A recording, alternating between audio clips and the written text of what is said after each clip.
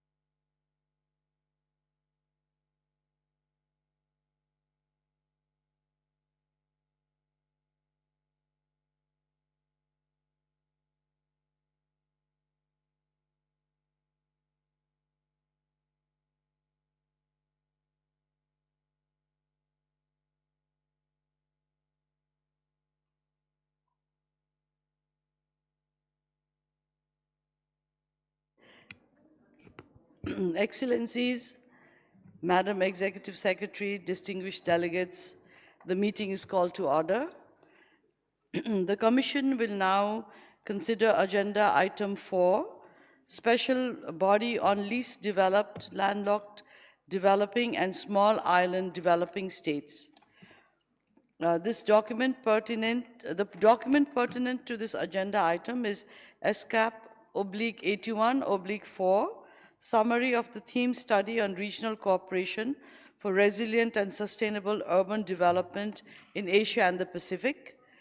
At the outset, I'm pleased to invite opening remarks to be delivered by the Executive Secretary, Ms. Armida Salcia Alice Jamana.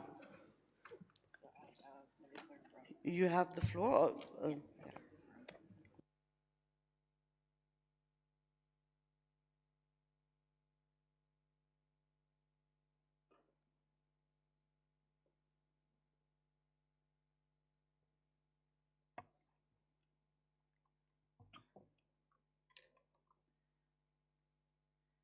Excellency, Madam Chair, Excellencies, distinguished delegates, colleagues, a very good afternoon. First of all, I would like to recognize the presence of my dear friend, Ms. Rabab Fatima, the UN Undersecretary General, as well as special representatives of OHR LLS. It is my honor to address the special body on least developed landlocked developing as well as small island development states. In this session, we focus on a group of countries in our region that face unique and profound development challenges and together represent 30 of our 49 regional members.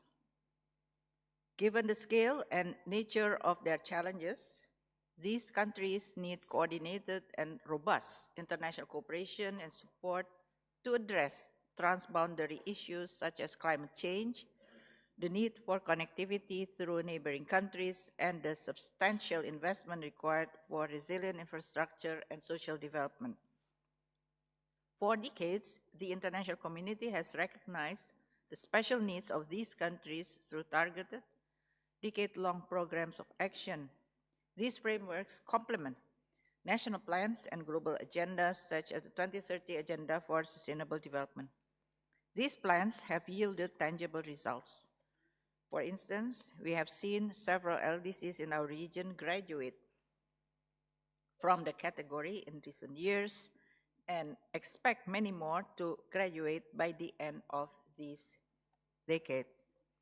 In our ongoing commitment to these countries and in direct response to Commission Resolution 79/3 on supporting the sustainable development of LDCs, LLDCs, and SIDS in Asia and Pacific, ESCAP continues to provide multifaceted support. As summarized in document ESCAP/81/6, our support includes the final review of the Vienna Program of Action for LLDCs and the Samoa Pathway for SIDS, which serve to identify shared priorities and aspirations. For connectivity, we assist in strengthening transport and energy linkages. For instance, we foster regional cooperation in infrastructure development through the Asian Highway and Trans-Asian Railway Network and the Dry Port Agreement. This has led to the identification of more than 70 dry ports, either operational or potential in 10 LLDCs. Our regional roadmap on power system connectivity and the Green Power Corridor framework have supported, for example, Nepal's electricity exports to Bangladesh through India and could unlock the hydropower export potentials of Bhutan and Lao PDR. At the national level, our tailored assistance supports the graduation processes for LLDCs in leveraging digital trade and value chain, and SIDS in promoting the adoption of green technologies. Nevertheless, significant challenges persist, compounded by global shocks, including COVID-19 pandemic and its subsequent external shocks, as well as the ongoing climate change. Consequently, the scale and nature of action required for inclusive growth and resilience continue to evolve. Excellencies, distinguished delegates, recognizing the evolving global landscape and learning from past lessons, the international community adopted a new generation of programs for these countries, namely the Doha Program of Action for LDCs in 2022 and the new Program of Action for LLDCs, as well as the Antigua-Barbuda Agenda for SIDS in 2024. These new programs differ from their predecessors as they place emphasis on building resilience to economic shocks, climate change, and health crisis. They also recognize the transformative potential of science, technology, innovation, and digitalization for overcoming constraints of distance and scale, boosting productivity, and diversifying economies, particularly towards services. Learning from past experiences, these programs integrate more measurable targets and enhance monitoring, evaluation, as well as accountability. Finally, they promote approaches tailored to specific group needs, facilitating smooth graduation of LDCs, improving transit and connectivity for LLDCs, and strengthening the ability of SIDS to withstand shocks while ensuring equity and environmental sustainability. Excellencies, distinguished delegates, our Asia-Pacific Countries with Special Needs Development Report 2025, the summary of which, document ESCAP/81/5, serves as the background for today's discussion, provides an analysis of these new programs of action, identifies key implementation challenges and strategies. While we have a video to introduce the report, I would like to highlight 4 key cross-cutting priorities. The first one is on accelerating structural transformation, which is imperative. Narrow economic bases remain a core vulnerability. However, pathways for each of these countries differ. Secondly, driving climate action and building resilience are non-negotiable, as urgent global actions are needed for adaptation, climate finance access, technology transfer, and better early warning systems. And third, means of implementation must be strengthened by mobilizing domestic and international resources by bridging the digital divide and through enhanced global and regional partnership. And fourthly, data is key and foundational. Strengthening statistical capacity is vital for evidence-based policy, monitoring progress, and ensuring accountability. And finally, the coordinated support of the UN system, including ESCAP's multidimensional expertise, complements national efforts, enabling integrated solutions and maximizing impact. These programs of action signify a renewed commitment and a strategic opportunity. Their successful implementation requires collective will, targeted action, and strengthened partnership.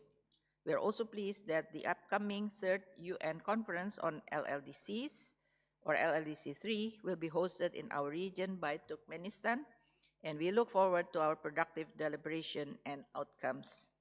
We stand ready to support our member state in implementing this program through technical cooperation, capacity building, knowledge sharing, as well as our intergovernmental platform. Let us work together to translate this program into tangible progress, ensuring a resilient, prosperous, as well as sustainable future for all. Thank you very much.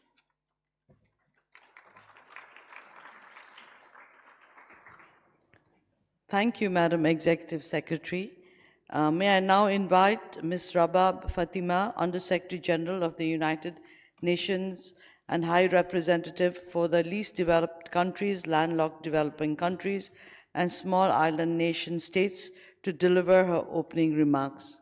From the podium, ma'am.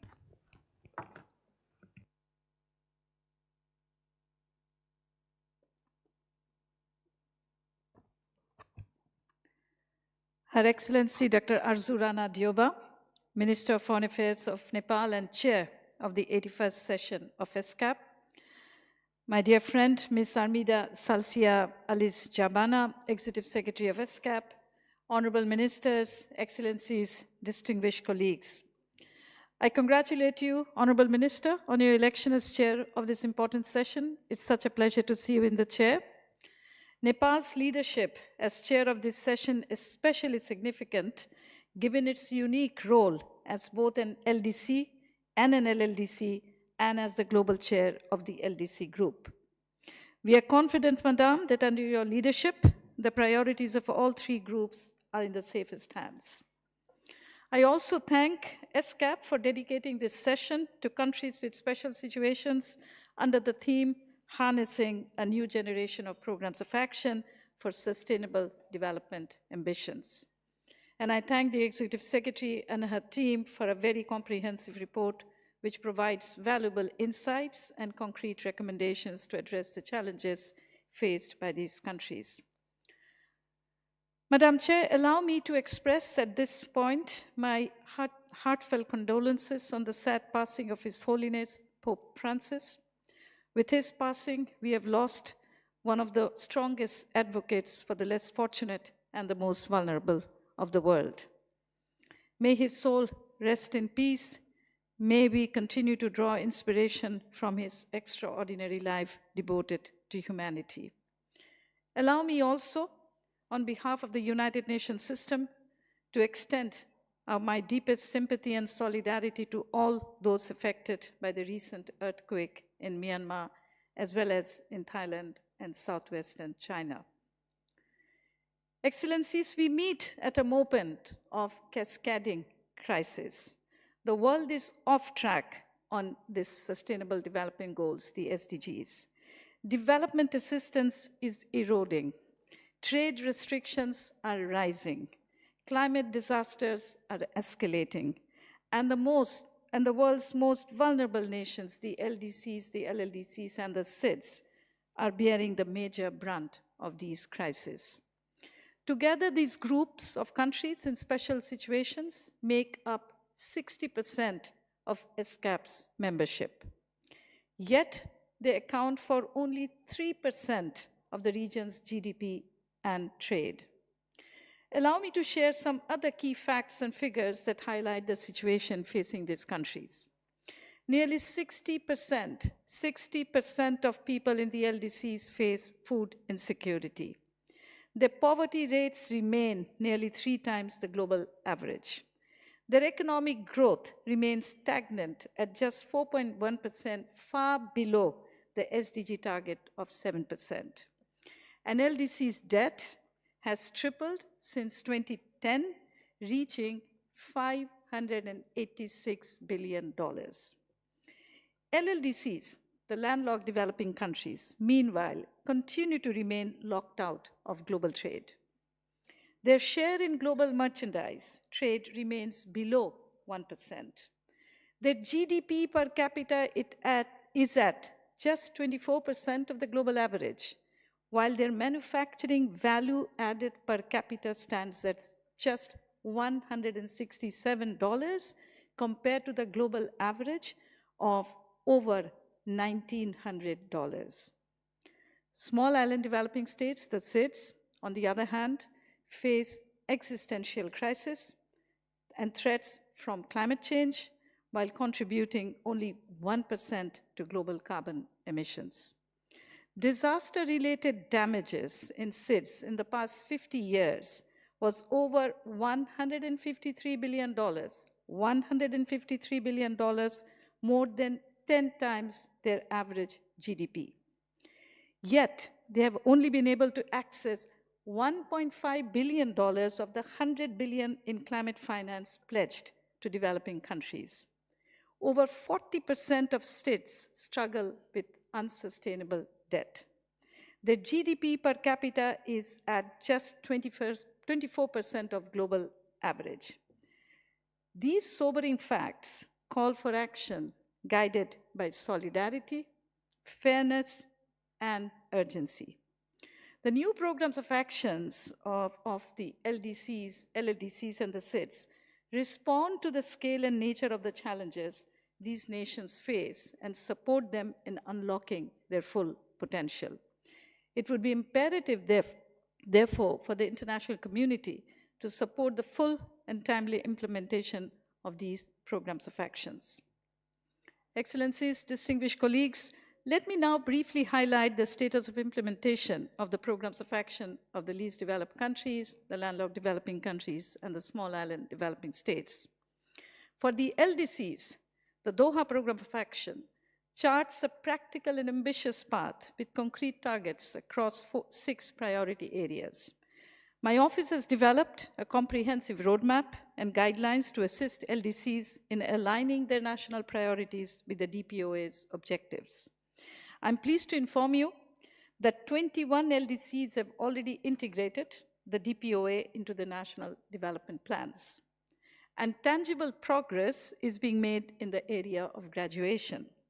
Since the adoption of the Doha Program of Action in 2022, Bhutan and Sao Tome and Principe graduated from the LDC category.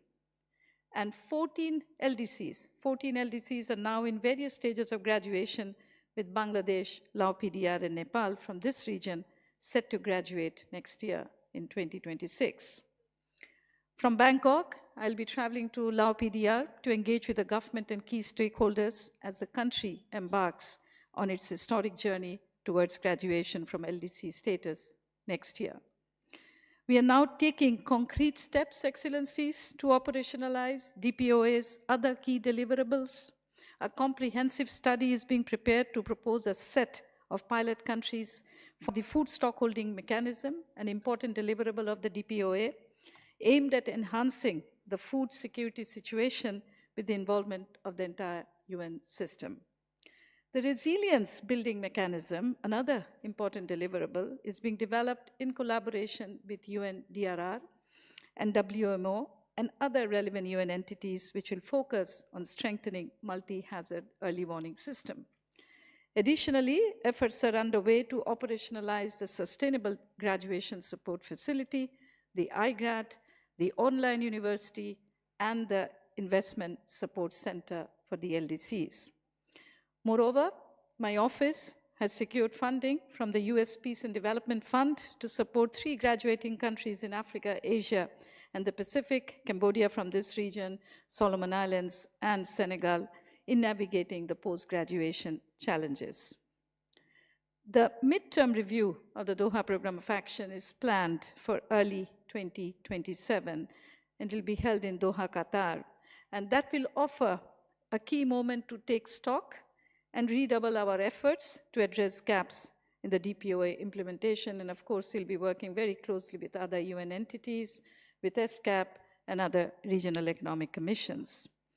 I take this opportunity to express my deep appreciation to the government of Qatar for its steadfast support to the implementation of the Doha Program of Action. And I would like to invite other development partners and donors to come forward in the similar solidarity with the LDCs to support the implementation of the Doha Program of Action. Let me now turn to the small island developing states, the SIDS, and the Antigua-Barbuda agenda for the SIDS, the ABAS, which charts a bold path for development, sustainable development, focusing on resilient economies, healthy communities, and environmental stewardship. It includes innovative solutions such as the SIDS Center of Excellence, which includes a technology and innovation mechanism, a debt sustainability support service, a global data hub, and an island investment forum. The ABAS also champions the Multidimensional Vulnerability Index, the MVI, as a vital tool to improve access to development finance and promote debt sustainability. My office, along with UNDESA, is actively advancing the ABAS through several initiatives, namely supporting the development of a comprehensive monitoring and evaluation framework by June of this year to ensure a transparent and accountable implementation. We are also advocating for broader adoption of the Multidimensional Vulnerability Index among the multilateral development banks and other donors. We are supporting the Pacific Islands Forum's Pacific Islands Forum's Pacific Resilience Facility to meet its capitalization targets, strengthening the SIDS National Focal Point Network to advance localization of the agenda, and enhancing the SIDS Global Business Network to foster private sector partnerships. Excellencies, on April 11, I'm turning now to the landlocked developing countries, the LLDCs. The General Assembly adopted a modalities resolution to hold the LLDCs conference on the 4th to the 8th of August in Awaza, Turkmenistan, which is an important member of ESCAP. The new program of action for the LLDCs for the decade 2024 to 2034, the Awaza program of action, charts concrete course of actions to address the unique challenges of the landlocked developing countries through 5 priority areas. Firstly, structural transformation and science, technology, and innovation to enhance productive capacity and diversification. Then on trade facilitation and regional integration to address LLDC's marginalization in global trade. Thirdly, transit, transport, and connectivity to overcome geographical disadvantages through enhanced infrastructure and digital solutions. Fourthly, enhancing adaptive capacity against climate change and disasters, a new priority area responding to the LLDC's extreme climate vulnerabilities. So far as you know, the LLDCs were not, their unique climate challenges were not discussed at length or not integrated into global climate discourse. That is about to change. And finally, strengthen means of implementation with clearly defined stakeholder roles. And the new program of action includes several key deliverables, which include a high-level panel that will be set up by the UN Secretary General on freedom of transit, a very important area, establishing regional agricultural research centers, establishing an infrastructure investment facility for the LLDCs, having a separate work program on the special needs under the WTO for the LLDCs, and as I mentioned earlier, support establishing LLDCs as a negotiating group in the UNFCCC process. We are developing a results framework and coordinating a UN system-wide roadmap for the new program of action. Preparations are progressing smoothly in finalizing logistical and substantive preparations with the host country, Turkmenistan. And this landmark conference, Excellencies, will serve as a critical platform to forge partnerships and mobilize commitments necessary for implementing the new program of action for the LLDCs for the decade 2024 to 2034. And I would like to invite all of you to be present at the LLDC conference at the highest possible level. The Secretary General's invitation will be coming out soon, and I look forward to welcoming you all in Awaza. Excellencies, distinguished colleagues, before closing, allow me to offer 5 key recommendations for our shared support to the most vulnerable nations. First, and this is very important, prioritizing national ownership and mainstreaming the programs of actions into national development plans. This requires a whole of government approach and robust support from resident coordinators and UN country teams, ensuring that policy making is participatory and, very importantly, aligned with your national priorities. Second, it will be critically important to strengthen productive capacities and economic diversification through targeted investments in infrastructure, digital connectivity, and importantly, building your human capital. This is essential for overcoming structural vulnerabilities and building resilience against external shocks. Third, we must enhance climate resilience and adaptation.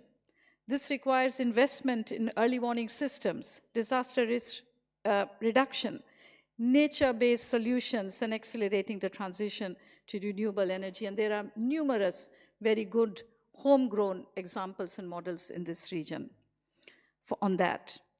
Fourth, we must prioritize on addressing the finance gap to meet the development needs of the LDCs, LLDCs, and the SIDS to build their resilience. This requires greater access to concessional finance, comprehensive debt relief, and innovative solutions tailored to the vulnerable countries.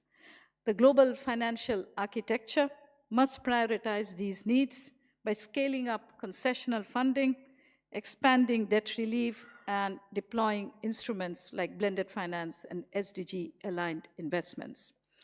Finally, it is critical to enhance UN system-wide coordination for more impactful support that is agile, coordinated, and fit for purpose. My office is mobilizing UN system-wide support through the IACGs, that is the interagency consultative groups for the LDCs, LLDCs, and the SIDS.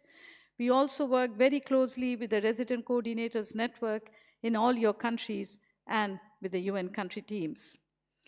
My office has also been working closely and collaboratively with ESCAP to ensure coordinated and coherent implementation and follow-up of these 3 programs of action in this region. ESCAP's multidimensional expertise in areas such as transport, corridor development, climate and disaster resilience, digital connectivity, and sustainable financing can significantly contribute to implementing these programs of actions. Excellencies, Madam Chair, the coming months offer unique opportunities. The upcoming 4th International Conference on Financing for Development, the FFD4, the UN Ocean Conference, COP30, and the Second World Summit for Social Development all provide important platforms to spotlight and advance the priorities of the LDCs, LLDCs, and the SIDS. And we must seize these moments. As the United Nations High Representative for the 92 most vulnerable countries, I'm committed to keeping their priorities high on the UN agenda, to amplify their voices, promote their interests, and support their sustainable development aspirations. Let us move forward together with courage, conviction, and solidarity, and deliver on the promise of the 2030 Agenda to leave no one behind. I thank you.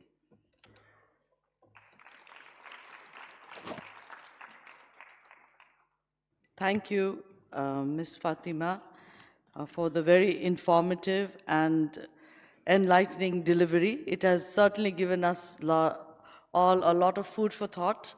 I know all the brains are worrying about all the things we need to do to meet all these challenges, but it has been a good start to talk on this agenda, and I'm sure with these 2 very enlightened and capable women at the helm of ESCAP and the Secretariat, a lot of these challenges are going to be met in these coming few years. So I'm very hopeful. And now I would like to, it is my honor to invite His Excellency, Mr. Rexon Ramo Fafia, Minister of the National Planning and Development Coordination of Solomon Islands, to deliver his statement.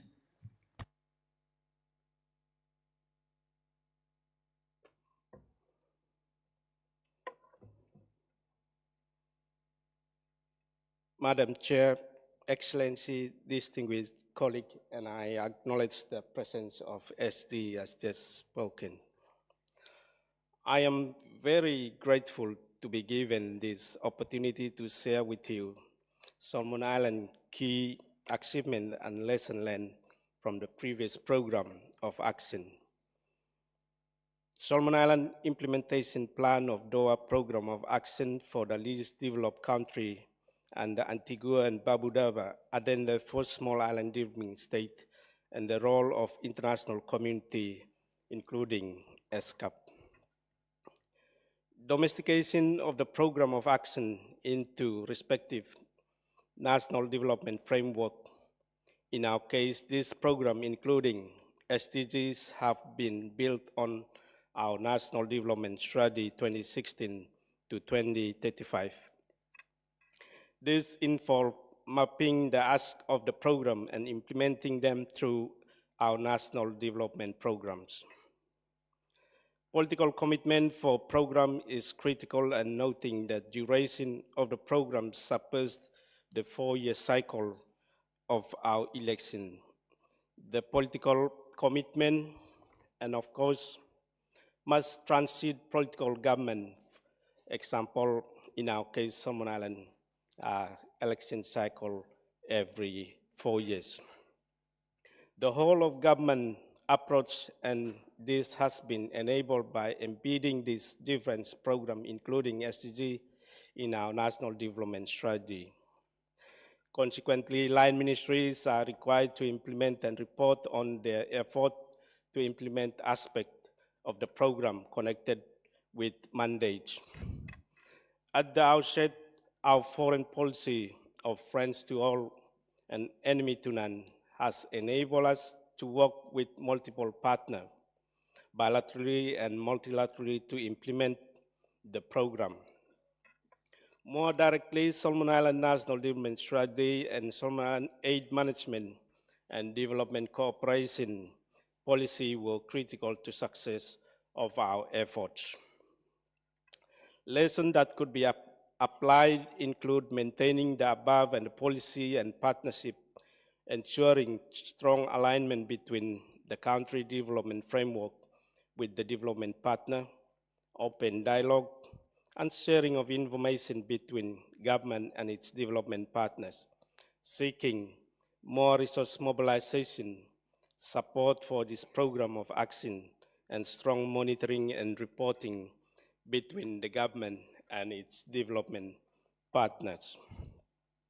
Solomon Island remains challenged by several risks that impact our progress towards the implementation of the 2030 Agenda, which also include the implementation of the Program of Action for Least Developed Country under the Doha Program of Action and the Antigua and Barbuda Addenda for Small Island Developing State.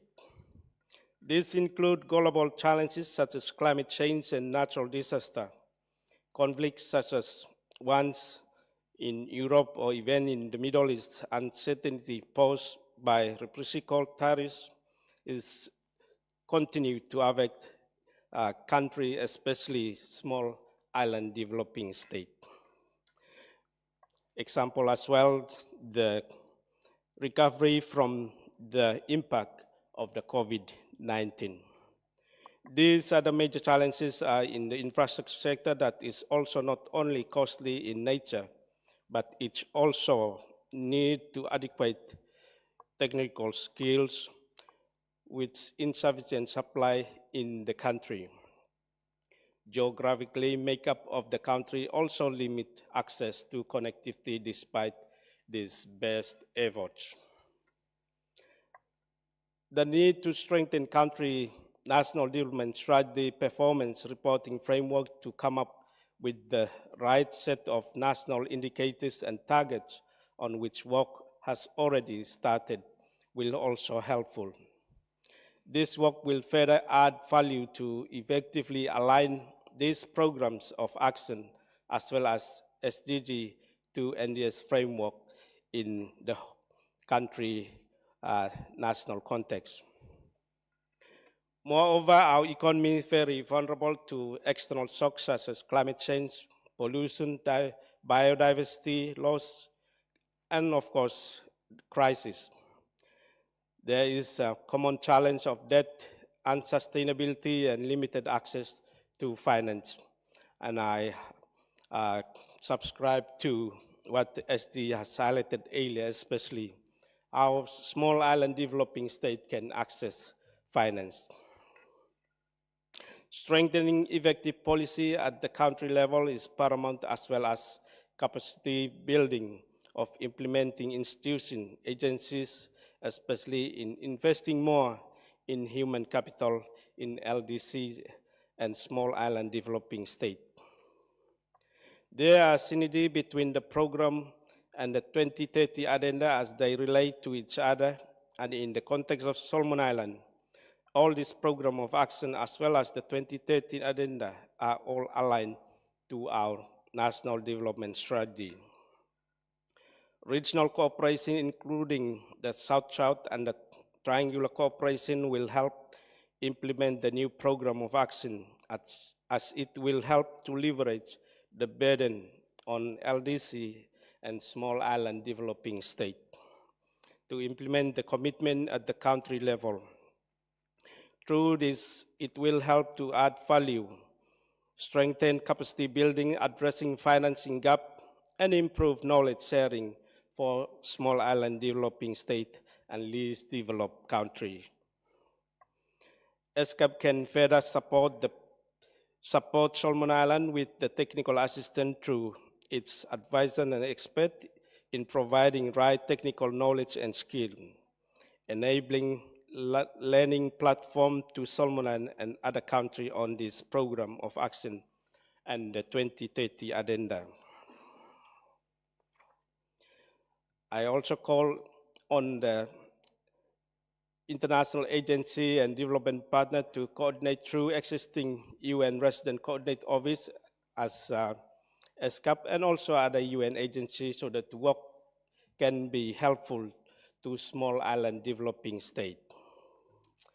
In conclusion, we look forward to working closely with ESCAP and the UN agencies and other development partners, both bilateral and multilateral, to address these developing challenges that facing Solomon Island, especially we are in the uncertainty times and the need for collaboration and working together, especially to support small island developing state. With that, thank you so much, and I thank you for the opportunity given to me to speak at this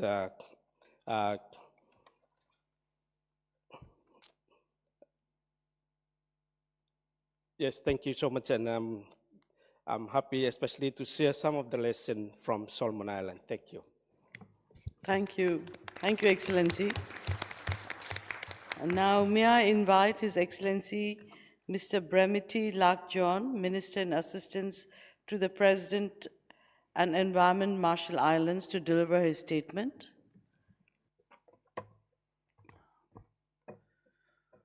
Dear Excellencies, Madam Chair, Under Secretary Generals of the United Nations Economic and Social Commissions for Asia and the Pacific Islands, esteemed delegates, distinguished guests, ladies and gentlemen. For small island developing states, the existent threat of climate change is recurring natural disasters as overshadow and intertwine with all development goals. To support SIT in mitigation this threat, a court were struck in Barbuda, 1994, Mauritius 2005, and Samoa in 2014, and most recently in the Antigua and Barbuda Agenda for Small Island Developing States, or ABAS. Ladies and gentlemen, the Republic of the Marshall Islands therefore appreciate the opportunity to contribute to this critical discussion in the special party of least developed, landlocked, developing, and small island developing states to highlight its achievements and lessons learned, as well as the path walked with partners in support of mitigating its risks for sustainable development. Distinguished delegates, our aspiration for the Republic of the Marshall Islands is a future marked by resilience, prosperity, and inclusivity, which is in line with the aims of ABAS, that endeavors to guide it toward resilience, prosperity, and sustainable development by addressing their unique vulnerabilities and charting a path toward more and secure, sustainable future. To achieve this, we must strengthen our human and financial foundations, safeguard our natural and cultural heritage, and ensure that every Marshallese and all small island developing states citizens have the opportunity to thrive. As such, the vulnerable lessons drawn from the Samoa pathway processes will continue to serve as a foundation for informing and guiding the successful implementation of APAS. Central to this, first, the emphasis on robust national ownership and leadership, coupled with NA's appreciation of its country's distinct development context. SIT that demonstrates strong political commitments, like the Marshall Islands, were more successful in aligning national development plan with Samoa pathway priorities. In the Marshall Islands, the National Strategic Plan 2020-2030 integrate climate resilience across all development sectors. It was developed through an extensive consultation processes and its implementation by a national monitoring and evaluation framework that align with our regional and international commitments, including 2050 strategic for the Blue Pacific continent, the Samoa pathway, and the Sustainable Development Goals. This will be continued with ABACS. Second, reinforcing partnership to address capacity and financing needs remain vital. Realizing the vision for resilience, prosperous, and inclusive future for the Republic of the Marshall Islands will require sustained investment in our human and financial capital. The protection and sustainable use of our natural and cultural resources and the creation of meaningful opportunities for all Marshallese people. Many SITs, including the Marshall Islands, struggle with limited human and institutional capacity, especially in data collection, monitoring, and accessing complex funding mechanisms. This is where engaged multi-stakeholder collaborations between governments, development partners, including ESCAP, regional organizations, private sectors, and civil society for our shared commitment and collective action become a key. As it is directly correlated to enhance implementation and resource mobilization. Enhanced collaboration will also ensure that partnerships are inclusive, equitable, and designed to address both capacity and knowledge gaps, which remain vital for effective implementation of the ABAS. Although effective partnership with regional parties, example the Pacific Island Forums and the Pacific Community Development Partners, including ESCAP, and civil society organizations help fill capacity and financing gaps. One of the lessons learned here is that long-term capacity development is a key for self-reliance and sustained implementations. On financing, while ABAS repeated the call for increased financing, access remains a challenge.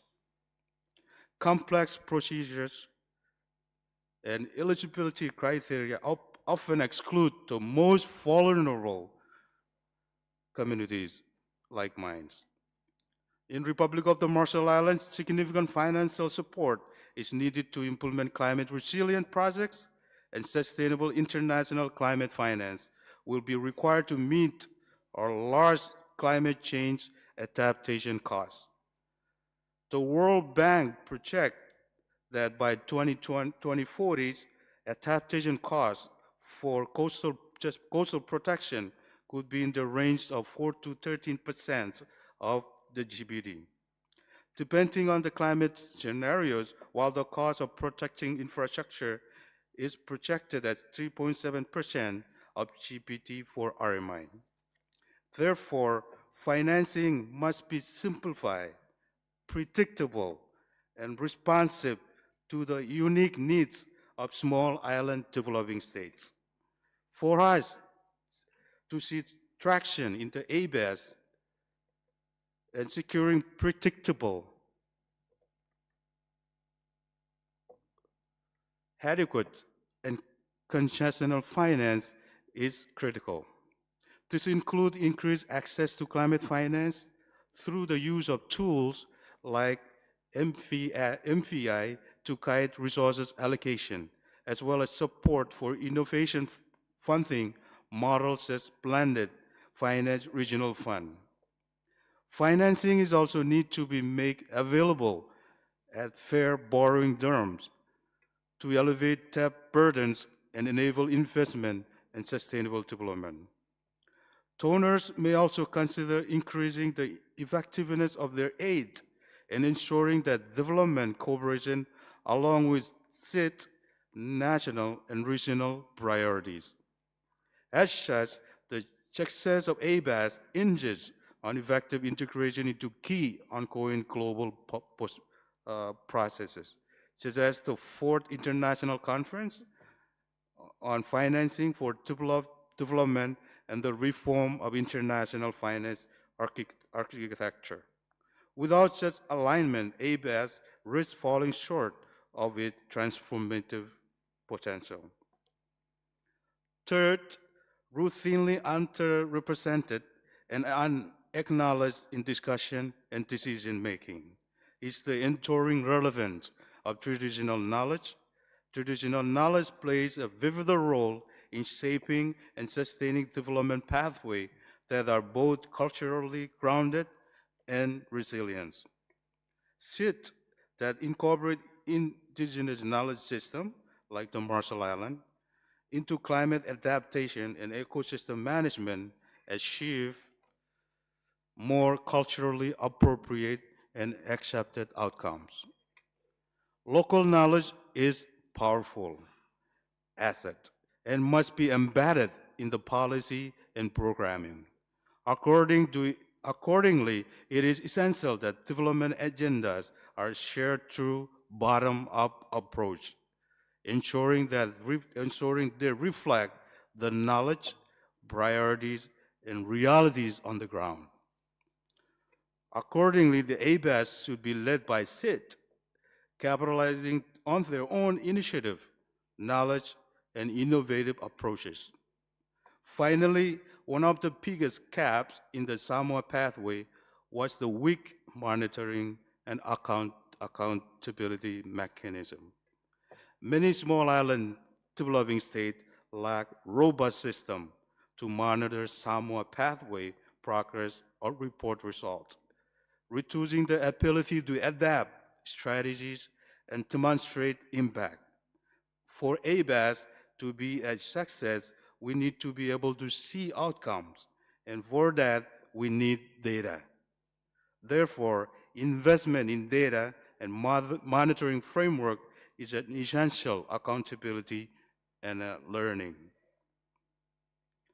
We are encouraged that significant effort is being placed to develop robust monitoring and evaluation framework for ABAS. We see a set of global reporting indicators in place by end of June 2025. We would welcome support from ESCAP to support RMI's endeavor to include ABAS as part of our priority reporting processes over the coming years. ABAS must incorporate mechanisms for transparent monitoring and reporting, but must remain flexible to accommodate evolving internal and external circumstances, thereby ensuring sustainable and effective progress. Such flexibility enables timely adjustments to strategies and approaches as new data become available. Unexpected challenges emerge or fresh opportunities arises, strengthening resilience and responsive throughout the implementation process. These lessons learned from success and challenges of Samoa Pathway will help shape the Marshall Island implementation plan for ABAS over the remaining 8 to 9 years. Ladies and gentlemen, in conclusion, while meaningful strides have been made in tackling key challenges, small island developing states have faced notable gaps in the implementation of the previous agendas. ABAS offers a renewed opportunity, and if fully realized, it has potential to chart transformative path forward, one that empowers small island developing states to achieve their sustainable development aspiration. Therefore, we ask for continued commitment to multilateral support, particularly from the United Nations system, as it is vital in mobilizing resources, facilitating knowledge in exchange, and ensuring SIT priorities remain visible on the global agenda. I thank you for your continued engagement and commitment to our shared goal. Komoltada. Thank you very much. Thank you, Excellency. May I now invite His Excellency Mr. Alak Bayayev Begmayrat, Deputy Minister of Finance and Economy of Turkmenistan, to deliver his statement.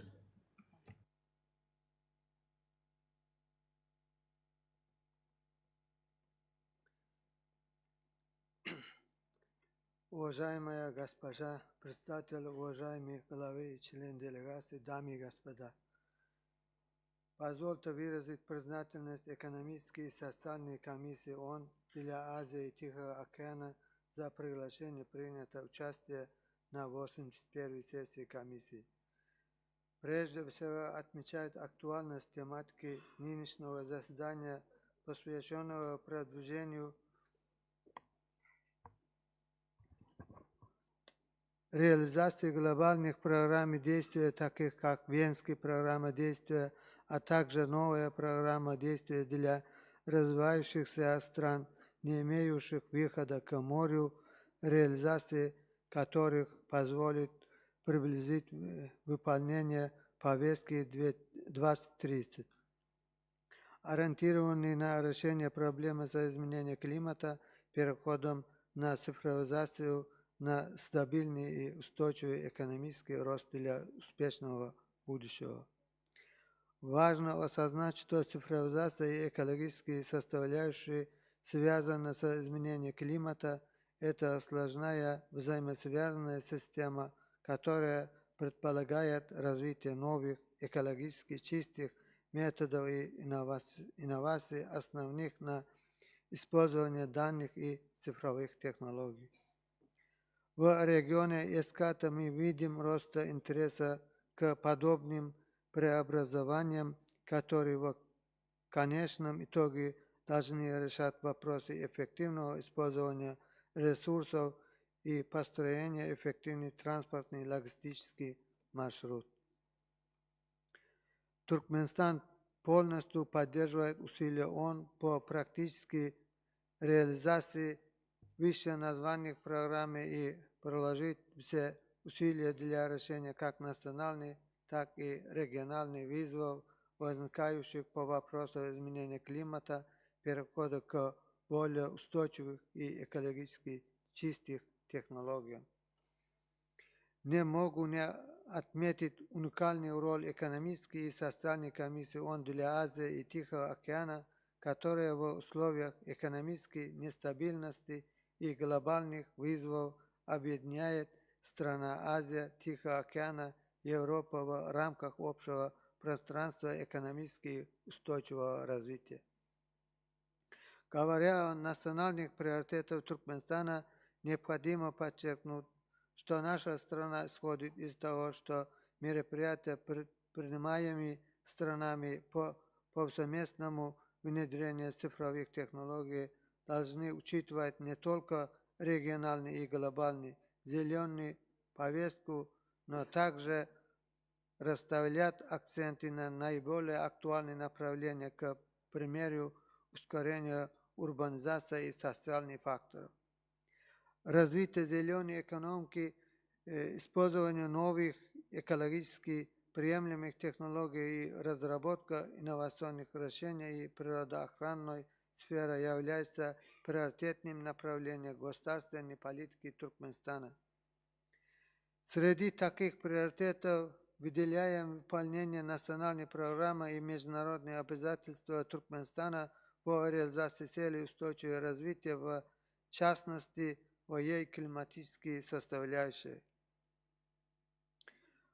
Политика нашего государства в области климата и устойчивой инфраструктуры включает в себя постоянные шаги по укреплению международного сотрудничества и реализации новых проектов в этой сфере. Страна реализует масштабные программы направления на продвижение действия в области климата. Мы активно поддерживаем международные усилия по улучшению климата и являемся активными участниками рамочной конвенции ООН об изменении климата и Парижского соглашения. Хотел бы также сообщить, что Туркменистан завершает работу над 4-м национальным сообщением об изменении климата, двухгодичным докладом рамочной конвенции ООН по изменению климата. В перспективе до 2030 года экономический рост по стране будет сопровождаться снижением удельного энергопотребления на единицу ВВП. Кроме того, страна активно внедряется адаптационные меры в восстановлении лесов и улучшение землепользования. В рамках общенациональной программы «Зеленый пояс» создание обширной лесные полосы вокруг города с применением прогрессивных водосберегающих методов полива. Одним из ключевых приоритетов является интеграция экологически чистых видов транспорта в повседневную жизнь. В рамках стремления к декарбонизации мы активно продвигаем электрификацию транспорта. Адаптация транспортных систем к изменению климата является важным направлением развития транспортной инфраструктуры. Уважаемые дамы и господа, от лица правительства Туркменистана позвольте выразить признательность за поддержку ООН в определении Туркменистана в качестве страны, принимающих 3-ю конвенцию ООН по развивающимся странам, не имеющим выхода к морю, проведение которой запланировано на 4-8 августа 2025 года на берегу Каспийского моря в национальной туристической зоне Аваза. Заверяю вас, что наша страна готова к конструктивному диалогу и сотрудничеству с примет соответствующие меры в целях успешного проведения этой важной для всех нас конференции. Третья конференция ООН по развивающимся странам, не имеющих выхода к морю, станет важной платформой для развития диалога, укрепления партнерских отношений и определения эффективной стратегии решения проблемы этих государств. Уважаемые участники, в текущем году наша страна председательствует в специальной программе ООН для экономик Центральной Азии. Ключевой темой председательства на 2025 год обозначено развитие таких направлений сотрудничества, как транспортная связанность и устойчивость, стабильная и надежная энергетика, экология и изменение климата. Эти направления отвечают общим интересам всех государств региона СПЕКа на пути создания благоприятных условий для развития торговой и экономической связи. Хотел бы поблагодарить ESCAP за активное сотрудничество в рамках СПЕКа. 8 апреля состоялась министерская встреча СПЕКа, на которой рассматривались вопросы реализации Ашхабадской инициативы «Дорожная карта по цифровизации, мультимодального обмена данными и документами вдоль транскаспийского транспортного коридора с использованием правовых инструментов и стандартов ООН. Концепция развития СПЕКа до 2030 года. Ключевой темой текущего года является реализация региональной связанности для устойчивого развития. Хотел бы также отметить, что 2025 год провозглашен Международным годом мира и доверия. В первой половине декабря в город Ашхабад пройдет Международный форум мира и доверия, который соберет участников со всей планеты, в том числе из стран Азии, Европы, Америки для консолидации прогресса и разработки дальнейших шагов по укреплению глобальной культуры мира.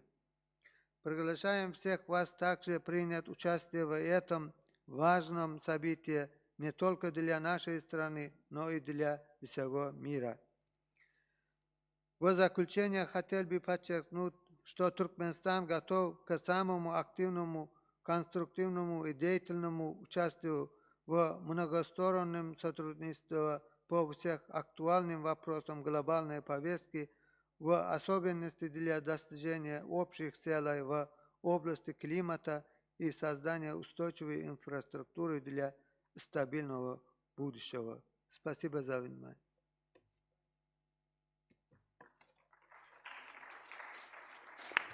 Thank you, Excellency, and thank you for the announcement of all the important conferences that you all are going to be organizing. The Secretariat has prepared a video to highlight the key messages of the Asia-Pacific countries with Special Needs Development Report 2025. May I now ask the conference room officer to kindly play the video. The Countries with Special Needs Development Report 2025 reflects on the progress made during the previous programs of action and the aspirations of the new programs. Since 2011, 4 countries have graduated from least developed country status. Positive steps are being taken towards resilience and growth, as 7 more have met the criteria. But progress remains fragile. Social investments are needed to ensure millions are not left behind. the least developed countries, landlocked developing countries, and small island developing states of Asia and the Pacific face steep hurdles. Isolated by geography, limited in resources, and small in population, their path to sustainable development is further constrained by climate change and disasters. National efforts alone are not enough. The international community has adopted 10-year action programs, yet challenges persist in a rapidly evolving world. The Doha Program of Action prioritizes smooth and sustainable graduation from LDC status, digital inclusion, and strengthening social protection systems.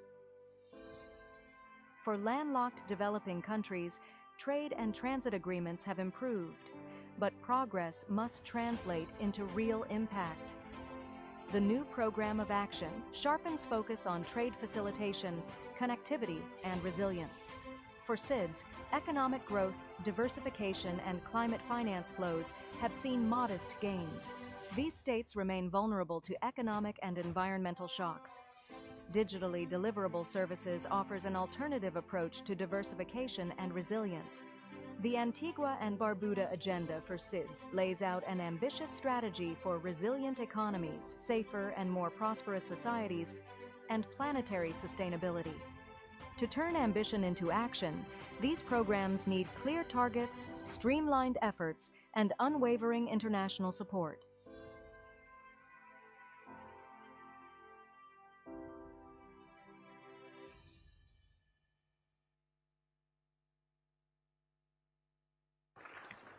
Thank you, Secretariat. Excellencies, distinguished delegates, I now open the floor for country interventions. I would like to urge all speakers to limit their intervention to 3 minutes. Based on the request received, the Secretariat has prepared a tentative list of speakers. To maintain order and for delegations to be ready to take the floor, when I call on the speaker, I will also announce the delegation next in line. We ask all delegates to speak from their seats when I call upon them. The first speaker is Fiji, Mr. William Naupoto, Minister for Immigration, and after that will be Armenia, His Excellency Mr. Robert Abis-Go Moyan, Deputy Minister of Foreign Affairs, Ministry of Foreign Affairs of Armenia.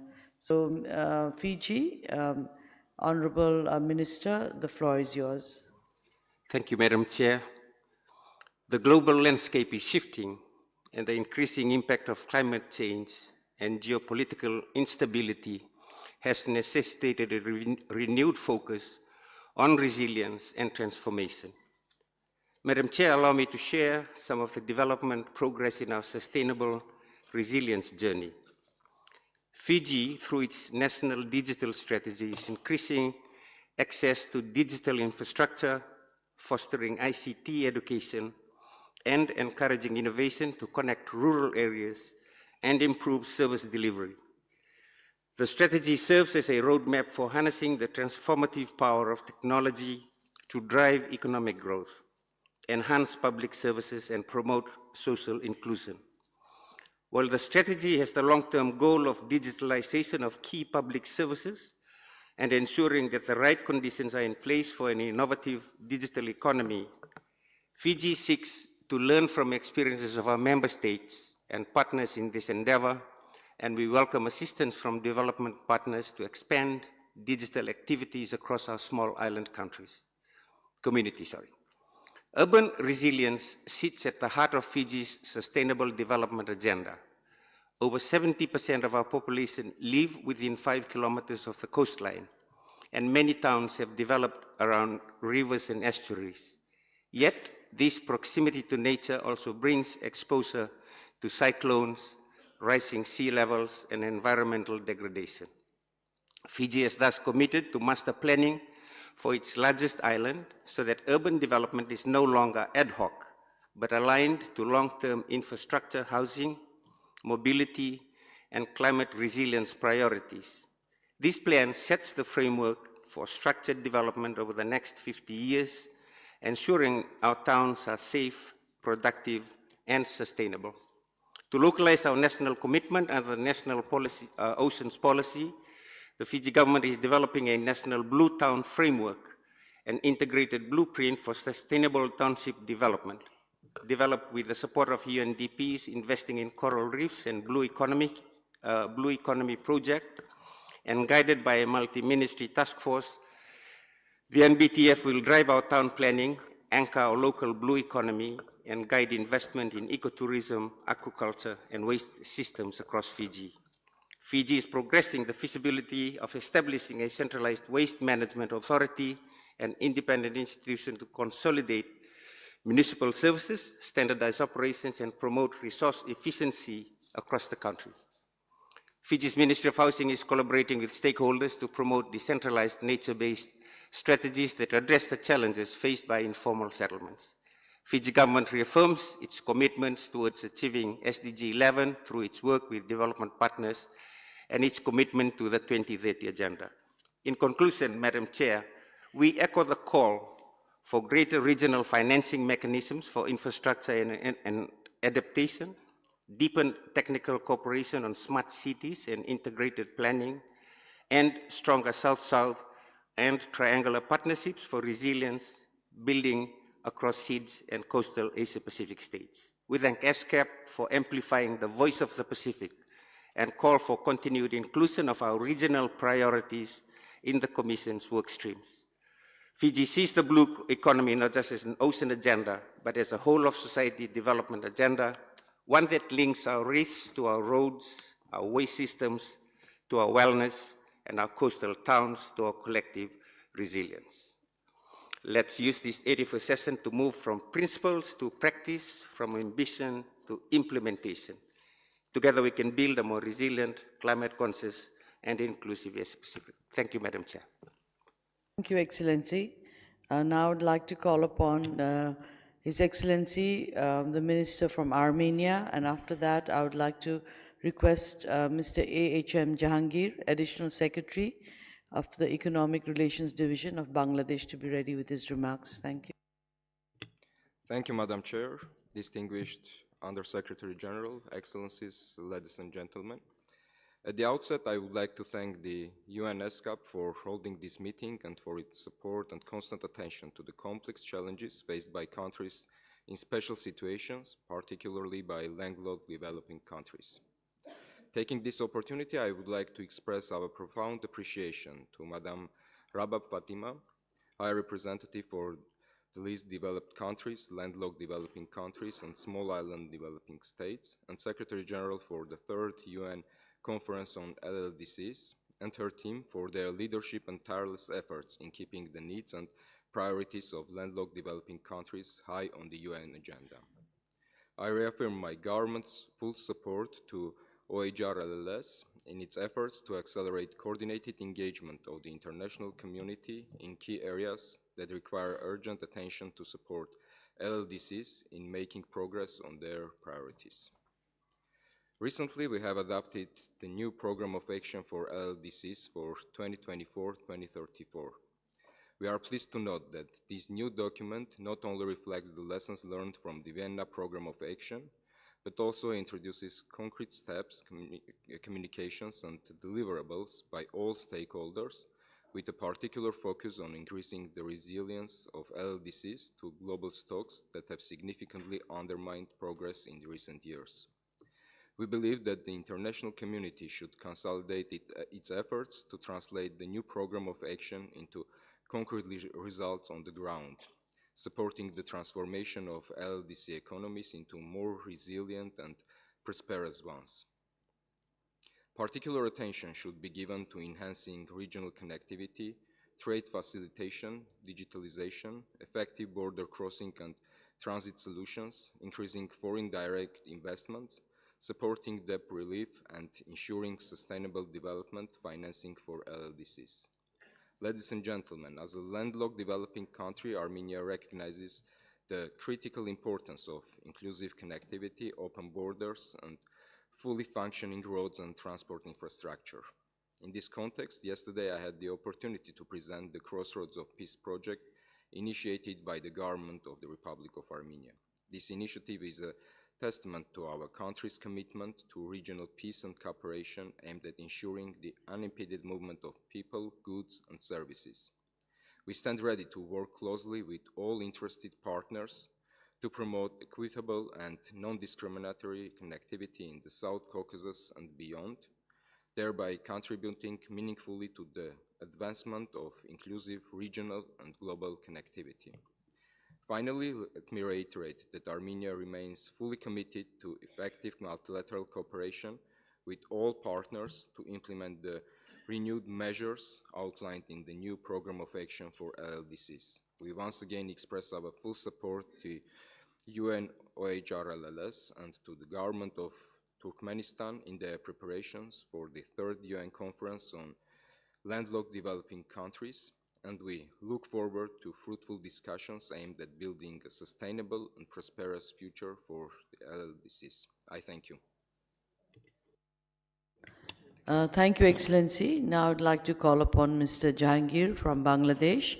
And after that, I would like to request His Excellency Mr. Kirill Logvinov, Director, Department of International Organizations, Ministry of Foreign Affairs of the Russian Federation, to be kindly ready with his remarks. Mr. Jahangir, floor is yours.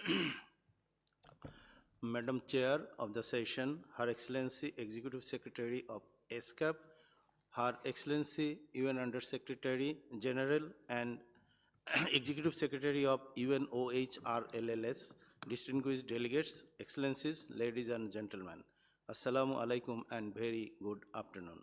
It is a great honor to address this special body on least developed countries, landlocked developing countries, and small island developing states during the 81st session of UNESCAP. I thank the ESCAP Secretariat for convening this session and for its steadfast commitment to inclusive and resilient development across our region. Bangladesh aligns itself with the statement delivered on behalf of the LDC group. We believe that the development needs of countries in special situations must remain at the heart of global cooperation frameworks. Bangladesh is on track to graduate from LDC status by November 2026. While this transition reflects significant progress, it also presents emergent challenges, particularly the phasing out of international support measures such as concessional financing, preferential trade access, and special treatment under WTO provisions. To address these concerns, we have developed a comprehensive smooth transition strategy aligned with our national development plans and prepared through broad-based stakeholder consultations. Key reforms are underway, including the implementation of a new national tariff policy to create a business-friendly, WTO-compliant trade environment and a national logistic policy aimed at improving infrastructure and connectivity. We are actively streamlining trade procedures under the Trade Facilitation Agreement and expanding investment services to district levels. Bangladesh is also modernizing its intellectual property regime and pursuing free trade and comprehensive economic partnership agreements to safeguard market access. Recognizing the importance of digital transformation, Bangladesh has ratified the Framework Agreement on Cross-Border Paperless Trade and is developing a roadmap for implementation. We are also establishing institutional mechanisms to promote digital commerce and support SME growth. And urban development remains a national priority as we strive to build resilient cities and ensure that the benefits of graduation are shared equitably. To secure a smooth and sustainable graduation, we urge continued international support, particularly through extended trade preferences. TRIPS flexibilities, access to concessional and climate finance, and technical assistance in trade and digital governance. We call on ESCAP to enhance the Asia-Pacific Graduation Support Facility and promote deeper regional cooperation. Bangladesh remains committed to share its experiences and fostering solidarity with fellow LDCs. With inclusive planning and strong partnerships, we can turn graduation into a gateway to sustainable development. I thank you all. Thank you. Now I'd like to call upon Mr. Kirill Logninov, His Excellency, from the Russian Federation. After that, I would like to call upon Ms. Muktavana Sisulit, Director General, Department of International Organizations, Ministry of Foreign Affairs of the Lao PDR, to be ready. Mr. Kirill, the floor is. Уважаемая госпожа председатель, уважаемые коллеги, наименее развитые страны, малые островные развивающиеся государства и развивающиеся страны, не имеющие выхода к морю, требуют приоритетного внимания со стороны международного сообщества и системы развития ООН. Больше половины государств-членов и ассоциированных членов ESCAP относятся к данной категории. Они сталкиваются с серьезными вызовами на фоне глобальной экономической нестабильности и финансовой неопределенности, усугубляемыми экологическими изменениями, волатильностью на продовольственных и энергетических рынках. Часть таких стран находится в настоящей долговой ловушке, расходуя на обслуживание внешней задолженности все большую часть своих доходов, которые могли бы быть направлены на реализацию целей устойчивого развития. Остро также стоит проблема нехватки инвестиций в развитие, дефицит которых оценивается в 4 триллиона долларов США ежегодно. Все эти факторы затрудняют реализацию развивающимися странами установок повестки 2030. Мы не раз повторяли, что международное содействие этой группе государств должно быть синхронизировано с национальными стратегиями развития самих стран-реципиентов без навязывания чуждых подходов, культурных и социальных шаблонов. В качестве ключевых практических задач видим наращивание производственного потенциала и инфраструктуры, диверсификацию торговли, а также обеспечение доступа к современным технологиям. Конечными целями международных усилий должны стать ликвидация нищеты, перенос в рамках международной экономической системы большей добавленной стоимости в сами наименее развитые страны, укрепление их экономической стабильности и самостоятельности. Российская Федерация остается ответственным международным донором. С 2010 года объем официальной помощи развитию, предоставляемый нашей страной, увеличился более чем в 2 раза, а за 2023 год составил более 1 миллиарда долларов США. Одним из важнейших инструментов поддержки остается списание задолженности, в том числе по программе «Долг в обмен на развитие». Такая инновационная форма содействия позволяет государствам-должникам расходовать средства на достижение своих целей развития, например, на борьбу с бедностью, инфраструктурные проекты, охрану окружающей среды, образование, а государствам-кредиторам расширять инструментарий помощи. Хотел бы подчеркнуть, что устойчивое развитие этих стран – залог не только их национального благополучия, но и глобальной стабильности. Международное сообщество должно объединить усилия для преодоления существующих вызовов, избегая фрагментации и политизации помощи. Только совместными, скоординированными и комплексными действиями мы сможем обеспечить, чтобы никто не остался позади на пути к достижению повестки 2030. Российская Федерация продолжит поддерживать государства, входящие в категории наименее развитых стран, не имеющих выхода к морю развивающихся стран, и малых островных развивающихся государств в их усилиях по достижению устойчивого развития и процветания. Благодарю за внимание. Thank you, Excellency. Now I'd like to invite the Director General of the Lao PDR, and after that, Mr. Von Ryan S. Ferreira, Alternative Representative from the Philippines. He's the Special Assistant to the Undersecretary for Multilateral Affairs and International Economic Relations, Department of Foreign Affairs. Ms. Sisilut, the floor is yours.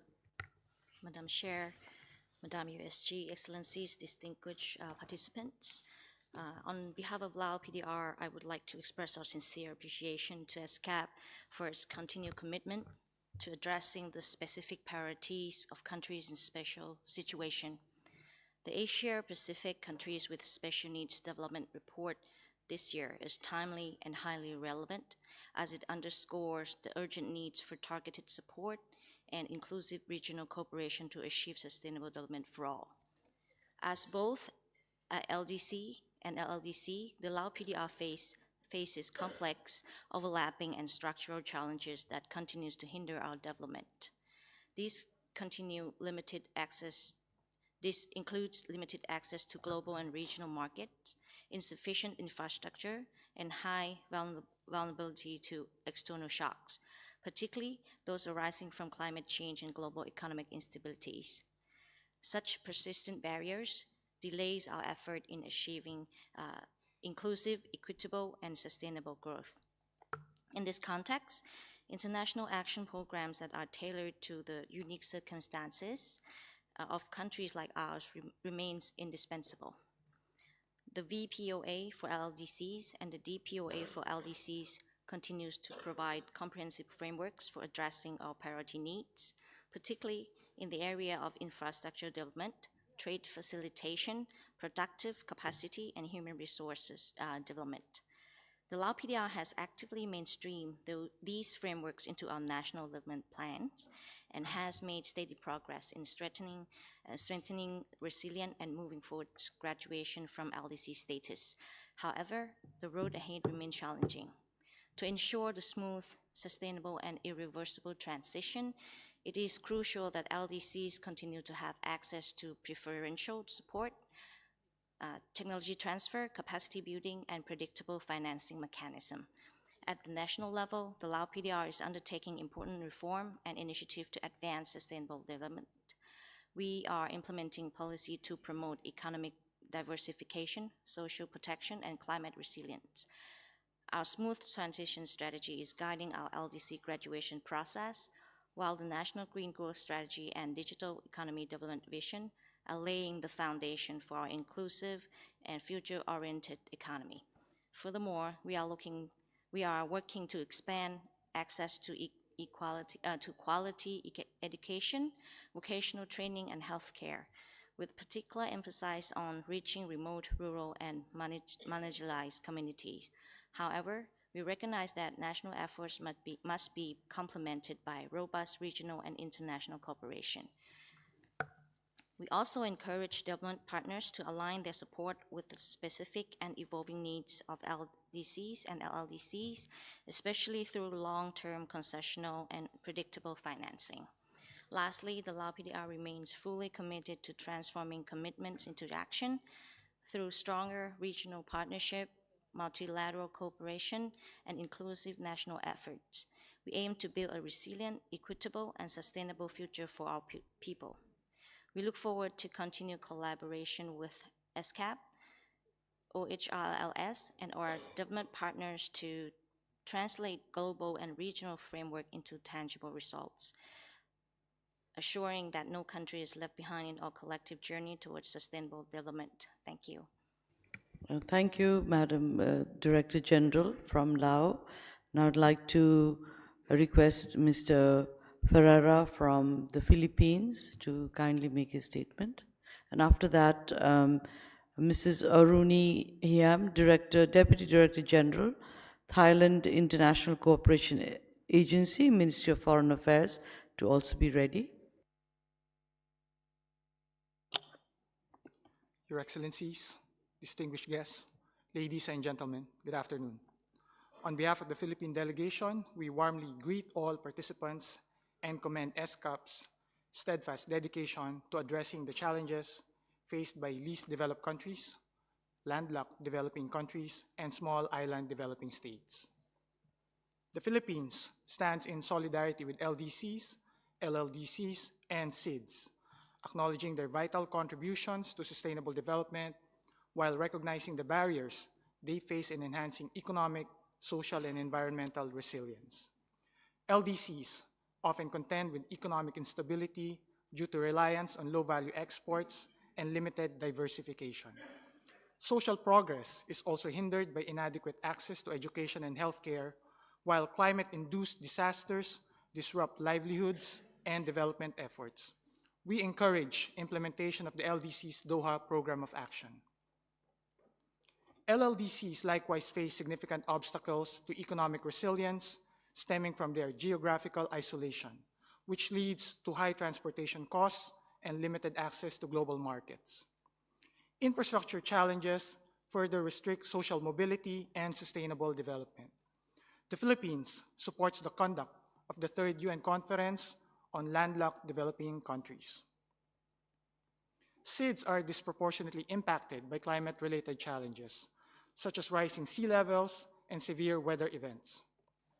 Their dependence on tourism and fisheries leaves them vulnerable to economic shocks, while high energy costs and limited access to sustainable energy sources contain efforts to bolster resilience.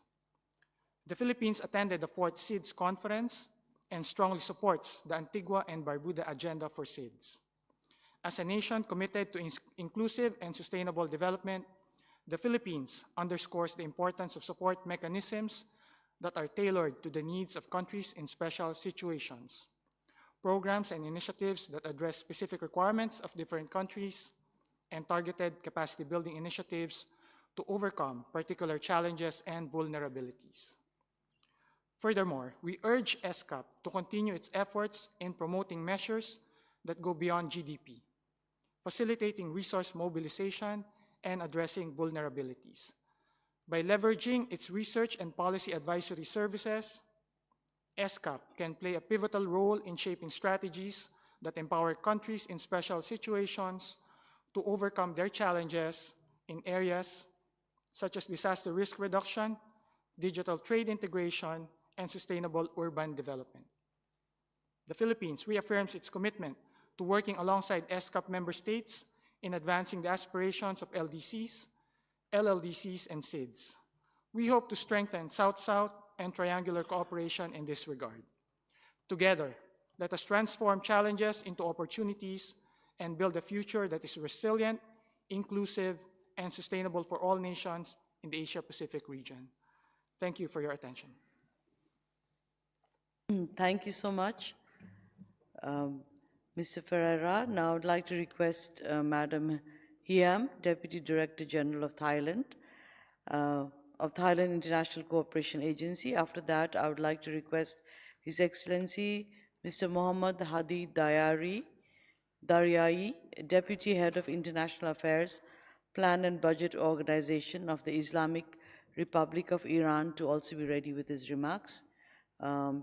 Madam Hiam, the floor is yours. Thank you, Madam Chair. Excellencies, distinguished delegates, it is my honor to address this gathering and to reaffirm Thailand's strong commitment to supporting our partner countries, particularly least developed countries, landlocked developing countries, and small island developing states, on the shared journey toward a more resilient, inclusive, and sustainable future. LDCs, LLDCs, and SIDS remain at the heart of the Thailand's international development cooperation policy, which prioritizes resilient building, inclusive prosperity, sustainable development, and demand-driven partnership. At the national focal point for the development cooperation, Thailand International Cooperation Agency translates policy into action through promoting South-South and triangular cooperation.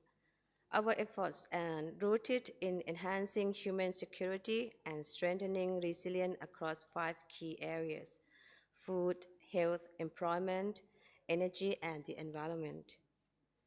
Central to our approach is Thailand's sufficiency economy philosophy, a homegrown model that emphasizes balance, self-reliance, and sustainability. Through capacity building and knowledge sharing, we have welcomed partners to witness our best practices in areas such as vocational training, universal health coverage, sustainable agriculture and fishery, and waste management. These experiences illustrate how locally adapted solutions can be replicated and scaled up to meet the priorities of LDC, LLDC, and SIDS, and other partner countries. Having said that, Thailand is organizing a field visit on Thursday, 24th, for honorable representatives from SIDS to the wastewater treatment facility and the city-wide housing developing showcasing examples of the recent best practices in locally driven sustainable urban development approach. The program aligned with the SDGs Goal 3, 6, 11, and 17. The learnings from the visit will inform the discussion for the future cooperation between Thailand and six countries. Thailand also promotes the bio-circular green economy model, integrating sustainable development principles across agriculture, energy, and innovation, ensuring a balance between economic growth, social well-being, and environmental protection. In partnership with ESCAP, we have advanced regional cooperation by convening forums and workshops focused on innovation, digital inclusion, and regional solidarities. Collaborations with UN agencies have further enabled impactful programs in health leadership, midwifery training, and organic farming, highlighting the strength of shared knowledge and collective efforts. Looking ahead, we see compelling opportunity to expand and deepen our cooperation with ESCAP. Firstly, promoting climate adaptation technology, affordable, scalable, and locally adaptable innovation for water security, agriculture, and disaster resilience. Secondly, advancing the blue economy initiatives that safeguard marine ecosystems while enhancing livelihoods in the coastal community. Thirdly, establishing Taika ESCAP Learning Hub, a purpose center of the excellence in Thailand dedicated to sustainable agriculture, health system strengthening, and climate adaptation, tailored to the unique needs of LDCs, LLDCs, and SIDS. Last but not least, elevating grassroots and youth voices through community-led pilot projects and youth exchange programs that reflect the development priority of our partner countries. Excellency, Thailand stands ready to move from dialogue to action and from aspiration to implementation. Thailand is committed to working hand in hand with all stakeholders to foster inclusive partnership and co-create innovative, practical solutions in pursuit of the 2030 Agenda and the Sustainable Development Goals. I thank you, Madam Chair. Thank you, Madam Hiam, Deputy Director General of Thailand. And now I'd like to request His Excellency, Mr. Mohammad Daryai from the Islamic Republic of Iran to kindly make his statement. And after that, His Excellency, Mr. Yi Zunong, Permanent Representative of the People's Republic of China to ESCAP, to be prepared to make statements after Iran. Thank you. Thank you, Madam Chair, for giving me the floor. It is my honor to attend at this high-level UNESCAP discussions on the spatial body on least developed landlocked developing and small island developing states. I would like to address some important issues with regard to regional cooperation and integration on rail transport issues.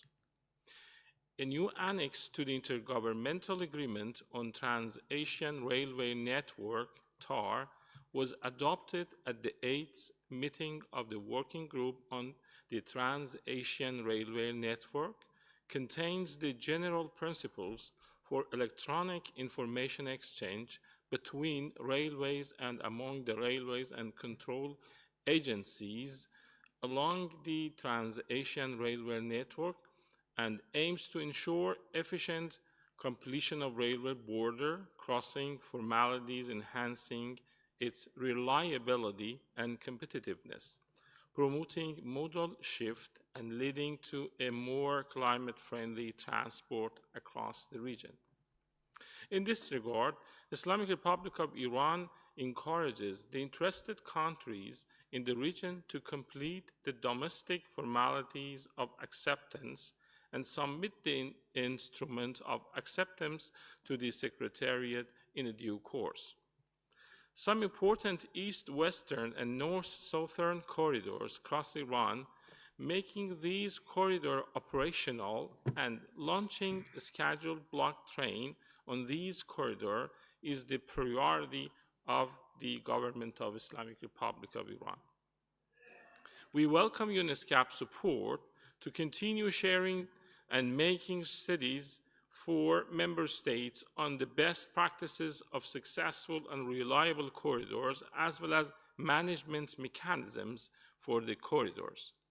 Also, ESCAP Secretariat is requested to hold technical training course for laying the necessary grounds for financing schemes of completion of missing links and infrastructure projects with a special utilization of successful financing experience in the region. I thank you. Thank you, Excellency. Now I'd like to request Mr. Zhu Nong, Permanent Representative of the People's Republic of China, to ESCAP. And after that, I would like to request Mr. Najumuddin Bekov, Deputy Permanent Representative of Tajikistan, to be prepared. 谢谢主席女士。最不发达国家是全球性危机中的脆弱群体。内陆发展中国家面临地理限制带来的发展瓶颈，小岛屿发展中国家受到气候变化的严重威胁。这些凸显特殊处境国家普遍面临的巨大发展挑战，需要国际社会加速行动，践行不让任何人掉队。亚太各国应坚持真正的多边主义，深化发展伙伴关系，坚定地支持联合国在特殊处境国家议程中发挥核心作用，推动各方拿出更多的政治意愿和实际行动，向相关国家提供更多支持。应将特殊处境国家纳入国际发展合作的优先议程，支持亚太经合会等发展机构将相关议题列入优先事项。发达国家要切实地履行官方发展援助的承诺，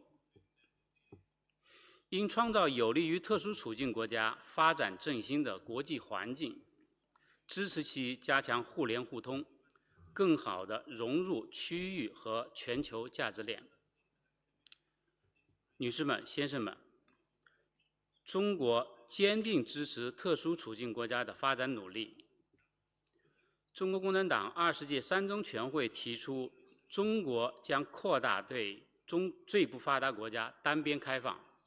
“一带一路”协议帮助内陆发展中国家开辟对外开放新通道。全球发展倡议气候变化应对等重点领域，高度的契合小岛屿发展中国家的发展需求。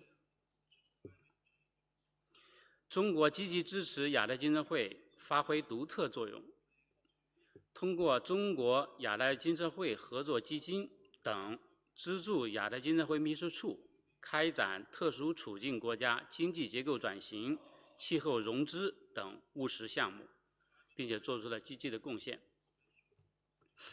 中国愿同各成员一道，秉持团结合作精神，积极推进多哈行动纲领、关于内陆发展中国家的新行动纲领以及安巴进程等在亚太的落实，帮助亚太特殊处境国家应对挑战，增强自身发展能力，携手促进区域可持续和包容发展。谢谢主席女士。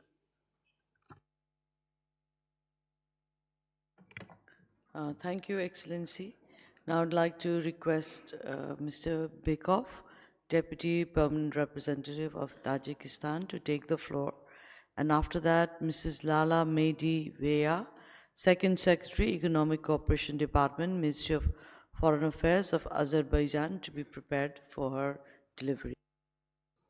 Thank you, Madam Chair. Excellencies, distinguished delegates, ladies and gentlemen. Tajikistan remains fully committed to implementing the decisions and recommendations of the Program of Action for Landlocked Developing Countries for the 2024-2034 term. Our focus lies in improving connectivity, particularly in the areas of transport and energy infrastructure, and in expanding sub-regional and regional trade, as these are crucial for achieving our collective development goals. However, we must also acknowledge the external pressures that LLDCs continue to face. The fragile global socio-economic landscape, geopolitical tensions, and the increasing impacts of climate change, accelerated melting of glaciers, have hindered our efforts to achieve the Program of Action targets and the SDGs. The new Program of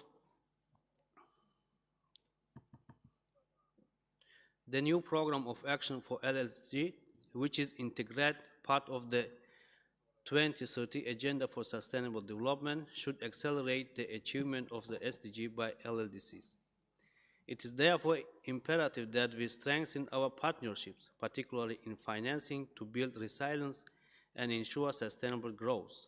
Madam Chair, Tajikistan has long been a leader in advancing sustainable water management, driven by our abundant freshwater resources.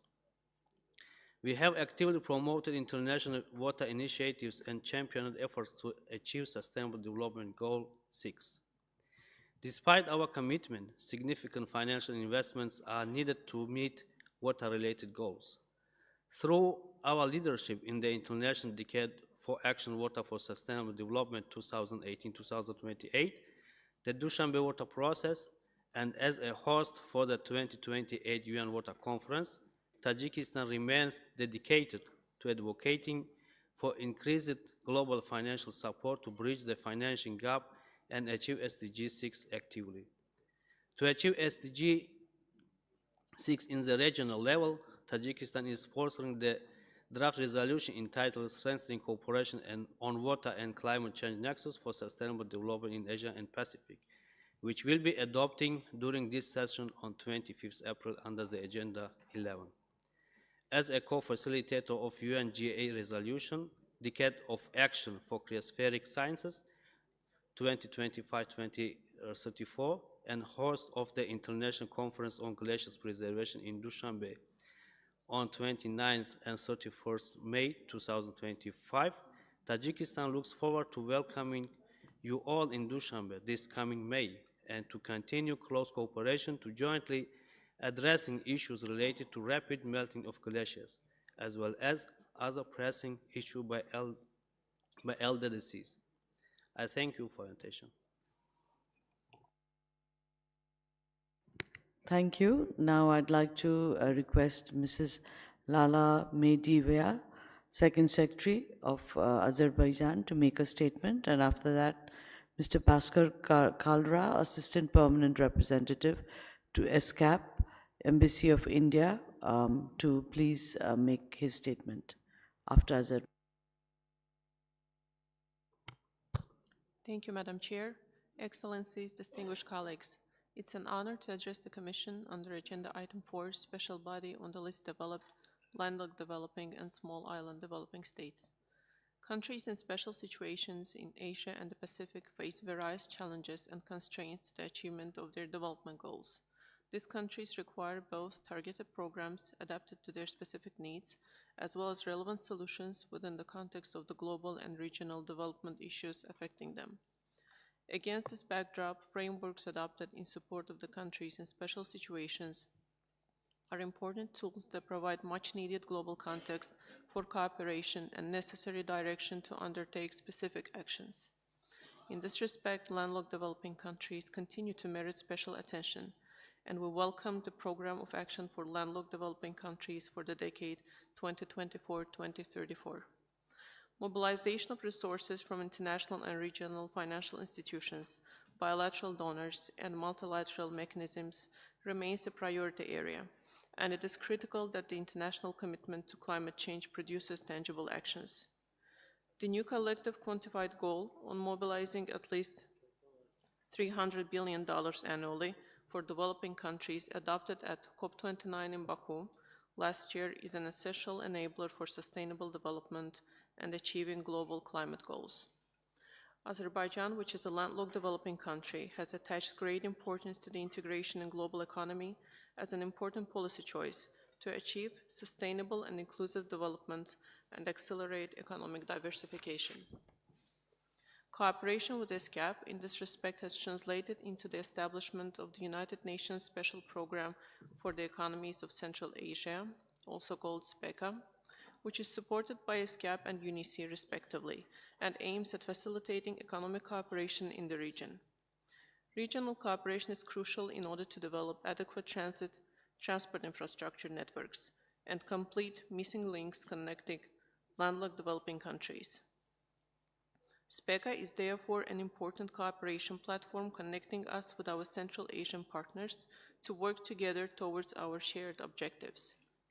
Over the course of several years, we have pioneered important projects in ICT, transport, and energy, helping the entire region to achieve its development goals, considerably increasing connectivity and cross-border cooperation.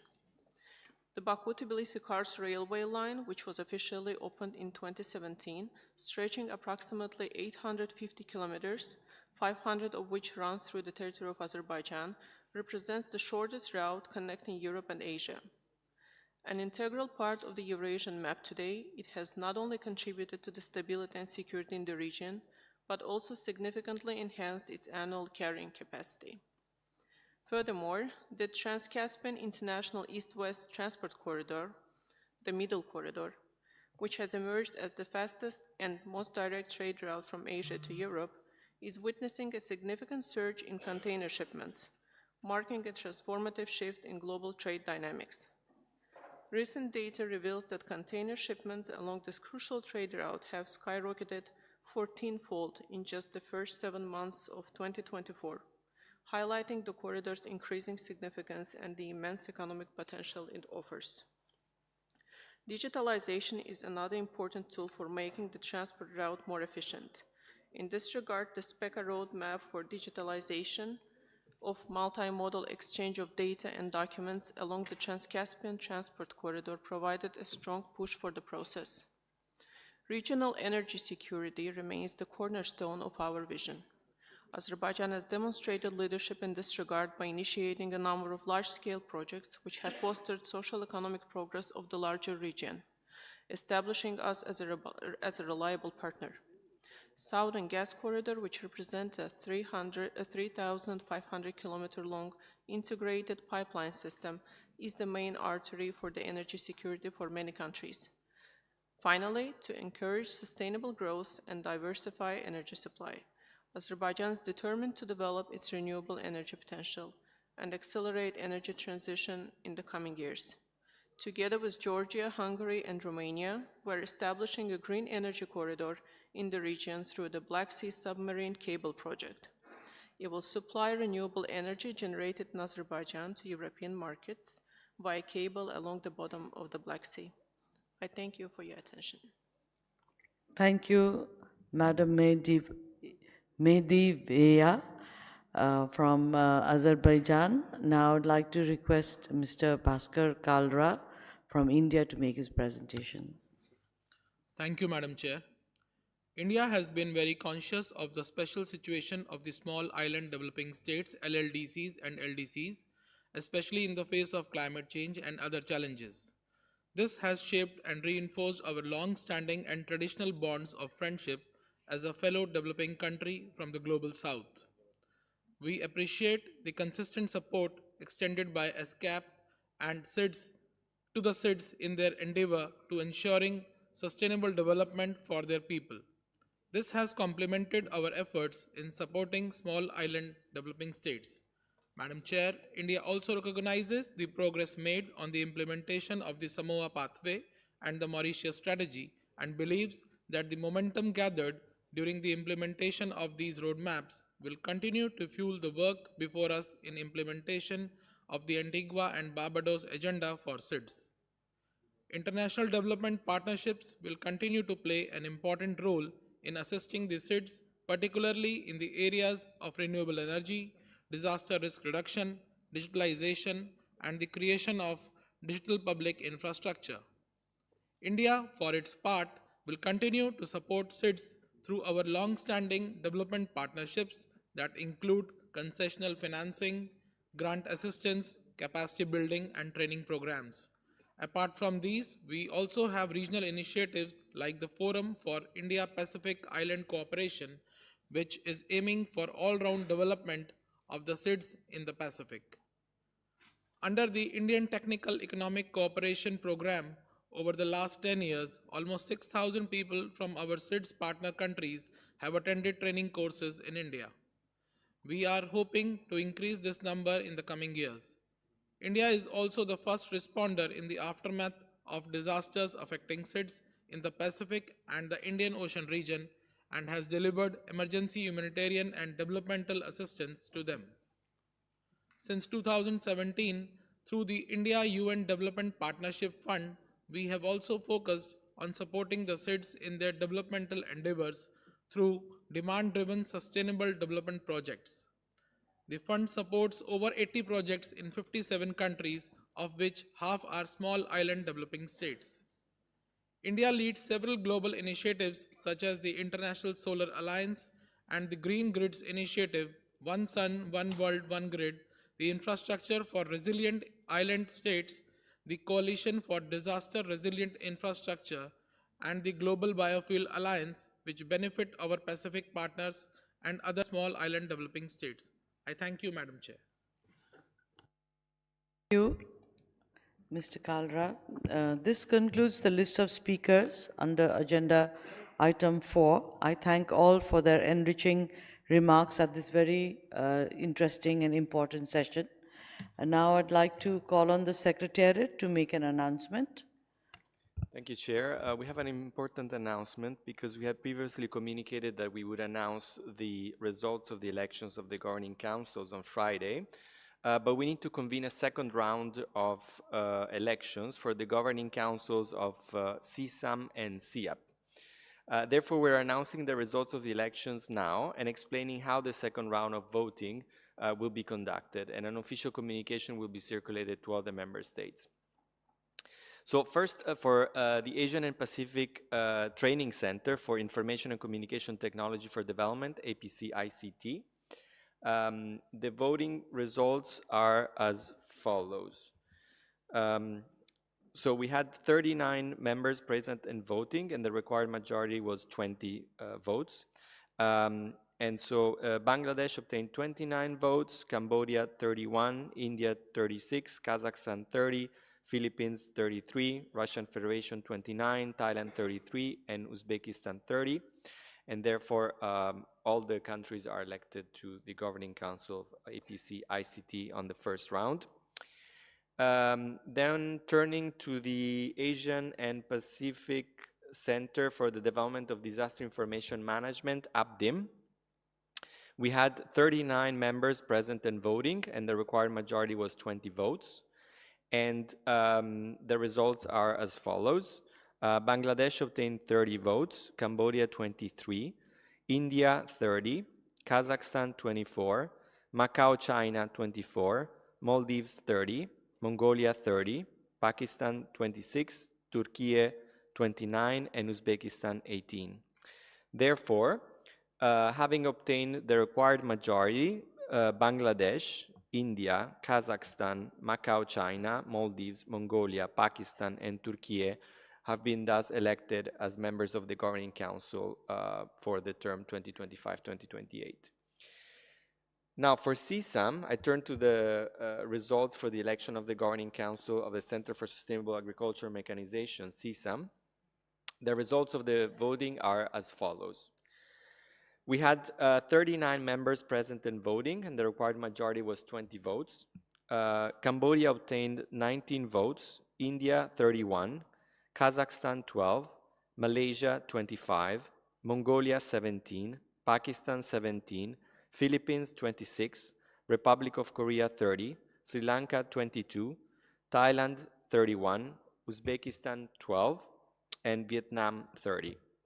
So having obtained the required majority, India, Malaysia, Philippines, Republic of Korea, Sri Lanka, Thailand, and Vietnam has then been elected as members of the Governing Council for the Center for CSAM for the term 2025-2028.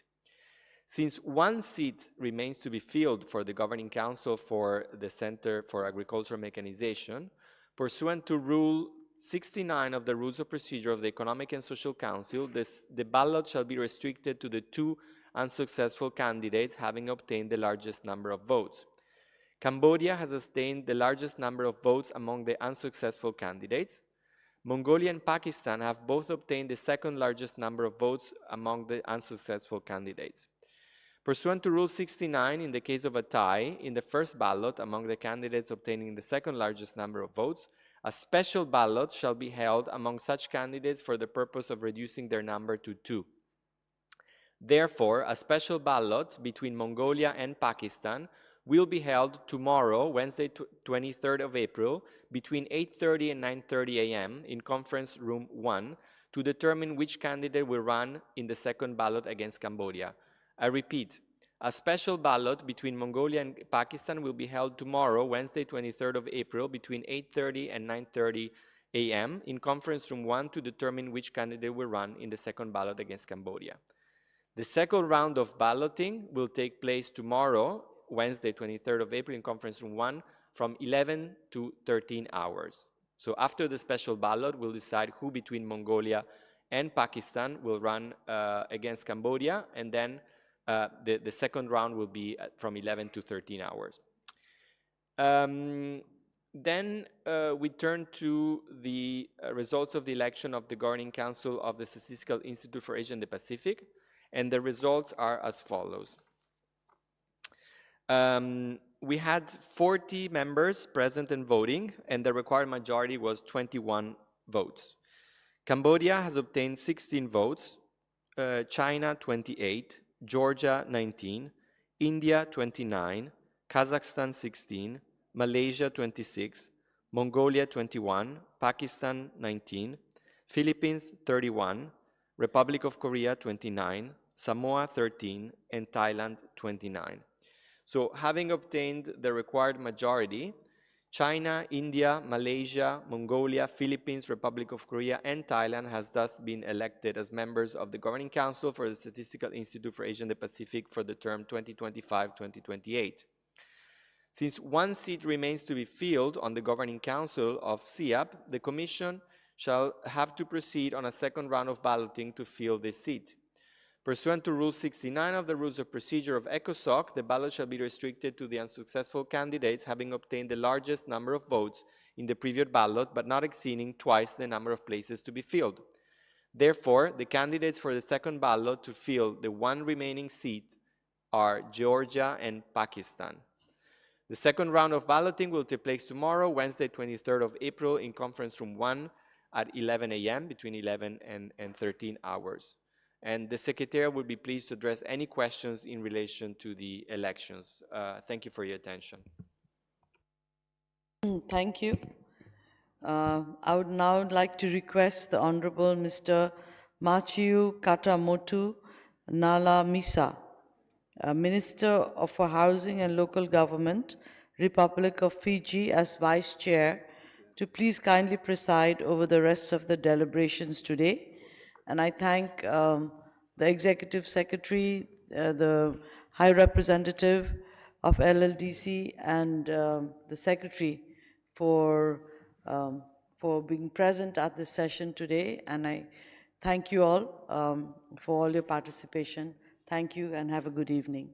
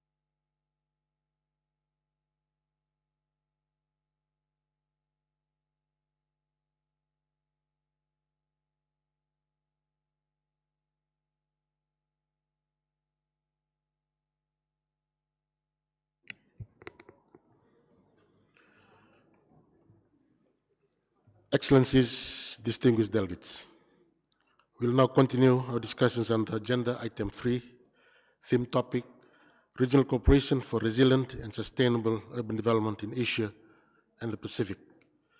As this morning, we were not able to exhaust the list of speakers. I'd like to remind all speakers to adhere to the time limit of 3 minutes. And I remind all delegates that longer statements can be sent to the Secretariat and will be circulated. To maintain order and for delegation to be ready to take the floor, when I call the speaker, I will also announce the delegation next in line. We have 2 speakers that will also be presenting in this session. First will be Mr. Tri Purnajaya, Director for Development, Economy and Environment, Ministry of Foreign Affairs of Indonesia, and followed by the local authority intervention from the Governor of Port Moresby, Mr. Powers Pakop. So we'll start with Mr. Tripuna. The floor is yours. Thank you, Mr. Chair, Excellencies, distinguished delegates, ladies and gentlemen.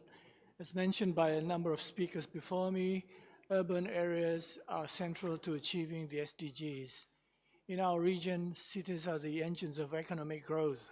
However, they are also where vulnerabilities are mostly concentrated.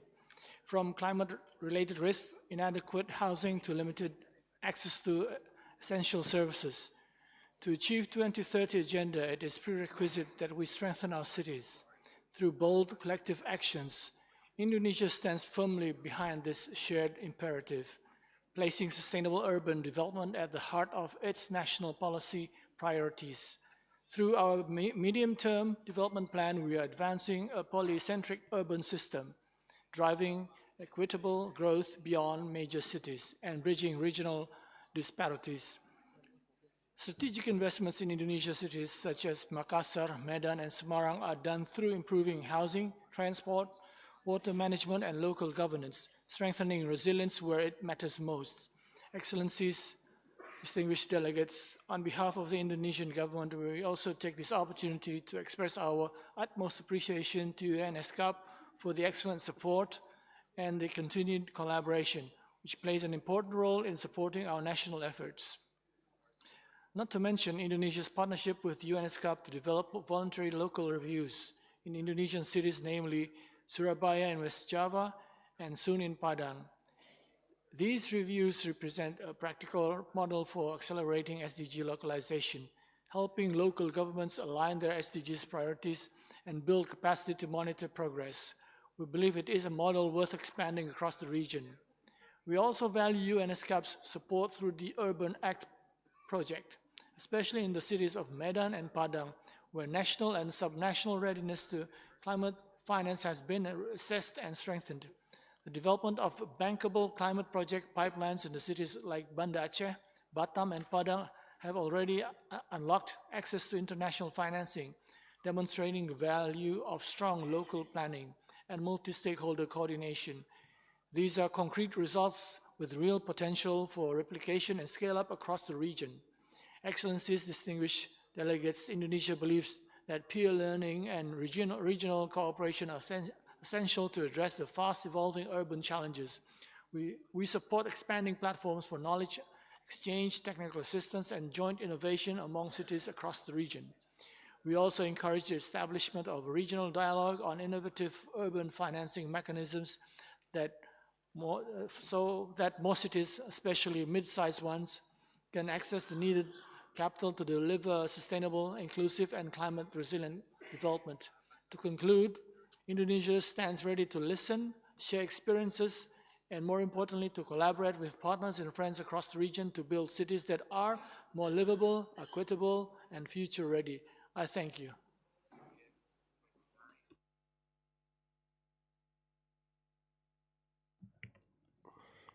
Thank you, Mr. Tri Purnajaya, Director of Development, Economy and Environment, Ministry of Foreign Affairs, Indonesia, for your statement. Now I shall request Mr. Powers Pakop, Government Port Moresby, for your statement.